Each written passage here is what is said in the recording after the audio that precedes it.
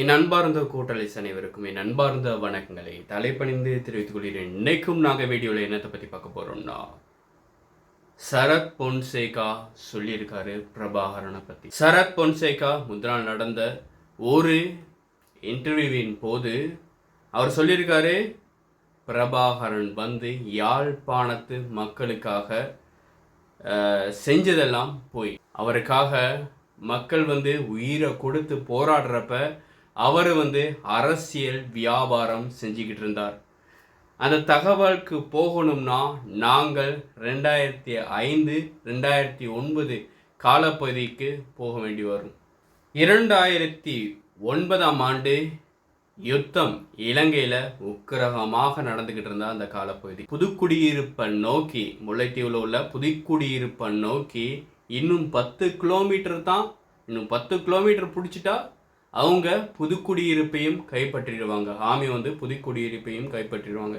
அப்போதான் இவருக்கு வந்தது ஒரு கோல். சரத் பொன்சேகாவுக்கு வந்தது ஒரு கோல். சரத் பொன்சேகா அப்போ இருந்த இராணுவ தளபதி. அப்போ பாதுகாப்பு அமைச்சராக இருந்தது கோட்டபாயக்கிட்ட இருந்து ஒரு கோல் வந்திருக்கு. நீங்கள் ரொம்ப களைச்சி போயிருக்கீங்களா அப்படின்னா, இல்லை சார், நாங்கள் களைச்சி போயில்ல, நாங்கள் டக்குன்னு புதுக்குடியிருப்பை பிடிச்சிருவோம் சார் அப்படின்னு இருக்காரு. அப்போ இல்லை நீங்கள் களைச்ச மாதிரி தெரியுது, களைச்சிருந்தீங்கன்னா நீங்கள் வந்து ரெஸ்ட் எடுத்துக்கிட்டு போயிட்டு திருப்பி யுத்தம் செய்யுங்க, நீங்கள் புதுக்குடியிருப்பை அடிக்க வேணாம், கொஞ்சம் ரெஸ்ட் எடுத்துகிட்டு புதுக்குடியிருப்பை அடிக்காமல் போங்க அப்படின்னு சொன்னார். இல்லை சார், நாங்கள் அடிச்சிருவோம், அடித்து முடிச்சுட்டு நாங்கள் வரோம் சார் அப்படின்னு சரத் பொன்சேகாவுக்கு வந்திருக்க கோல் மஹிந்த ராஜபக்ச கிட்ட இருந்து.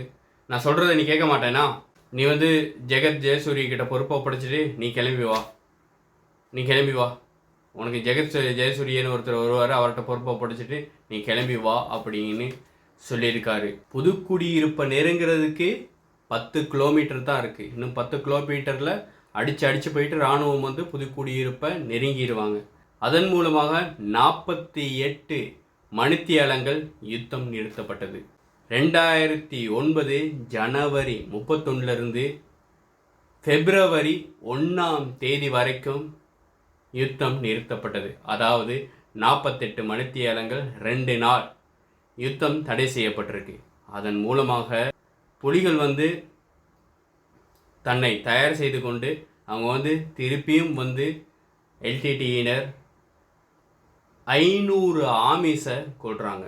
அதாவது பின்னிட்டு வர்றது, அதாவது 48 மணித்தியாலங்கள் யுத்தம் நிப்பாட்டணும் அப்படின்னு சொன்னோன்னே இவங்கெல்லாம் பின்னுக்கு வந்துக்கிட்டு இருக்க டைமில் புலிகள் வந்து அடிச்சிட்டாங்க. அடித்து 500 ஆமிஸ் அப்போ செத்துருக்காங்க. 5 கிலோமீட்டர், 10 கிலோமீட்டர் புதுக்குடியிருப்பை நோக்கி பிடிக்க இருந்துச்சு. இப்போ 5 கிலோமீட்டர் பின்னுக்கு வந்துட்டாங்க. மொத்தமாக 15 கிலோமீட்டர் பிடிக்க வேண்டியிருக்கு. அதாவது 5 கிலோமீட்டரை ரிவர்ஸ் ஆகிட்டாங்க, ஆமிஸ் பின்வாங்கிட்டாங்க. இது எல்லாத்துக்கும் காரணம் மஹிந்த ராஜபக்சவும் கோட்டபாய ராஜபக்சவும் ராஜபக்ச குடும்பத்தினரும் புலிகளோட, அதாவது எல்டிடியினரோட முக்கிய உறுப்பினர்களை, முக்கியமான பதவியில் இருக்கவங்கள தப்பிக்க வைப்பதற்காக வேலைத்தான் இதுன்னு சரத் பொன்சேகா அவர்கள் சொல்லியிருக்காரு. இப்போ எங்களுக்கு உள்ள கேள்வி எழுது, எங்களுக்குள்ள பலவாறு கேள்வி எழுது. நான் இவ்வளோ நாள் நினச்சிக்கிட்டு இருந்தேன் தலைவர் அவர் வந்து அந்த தம் மக்களுக்காக பாடுபட்டிருக்காரு அப்படின்னு. இப்போ அதில் சந்தேகம் வந்திருக்கு. உங்களுக்கும் இந்த சந்தேகம் வந்துச்சுன்னா கொமெண்ட்டில் பதிவிட மறக்காதீங்க.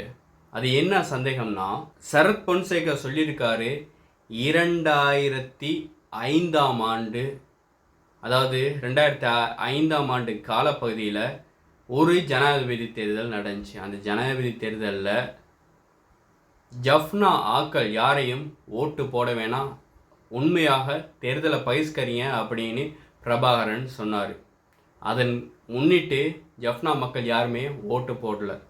ஜஃப்னா மக்கள் ஓட்டு போட்டிருந்தா மஹிந்த ராஜபக்ச ஜனாதிபதியாக வந்திருக்க மாட்டார், இல்லாட்டி பெரும்பான்மையான வாக்குகளை அவர் ஜனாதிபதியாக வந்திருக்க மாட்டார். அதுக்காக பிரபாகரன் அவர்கள் யாழ்ப்பாணத்து மக்களை தேர்தலில் வாக்களிக்க வேண்டாம் என்று சொன்னார். இதையும் சொல்லியிருக்கிறது சரத் பொன்சேகா தான். அதாவது மஹிந்த ராஜபக்சவிற்கு சும்மாவே வெற்றியை பெற்றுக் கொடுத்தாரு பிரபாகரன்.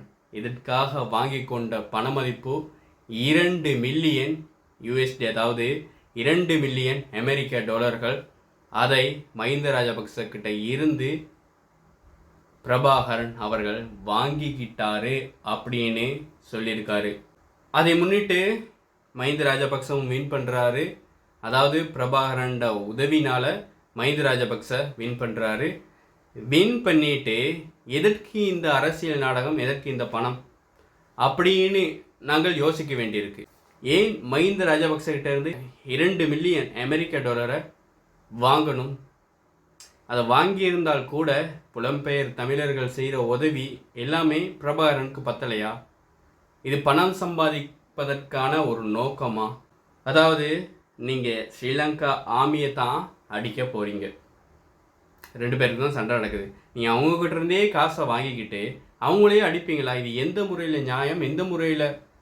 அதற்காக படியாக்கப்பட்டது ஏழை பாலைகளின் அல்லது யாழ்ப்பாணத்து மக்களின் உயிர்கள் தான். நீங்கள் 2 பேரும் அரசியல் பண்ணுறதுக்கு உயிர்களை பணையம் வச்சிட்டீங்களே, யாழ்ப்பாணத்து உயிர்களை. அப்படிங்கிற எனக்கு ஒரு கேள்வி எழுது. நான் சொல்லலை, எனக்குள்ள கேள்வி எழுது. இதையும் கமெண்ட்டில் பதிவிட மறக்காதீங்க. இதுக்கு பதில் தெரிஞ்சிருந்தா இதையும் கமெண்ட்டில் பதிவிட மறக்காதீங்க.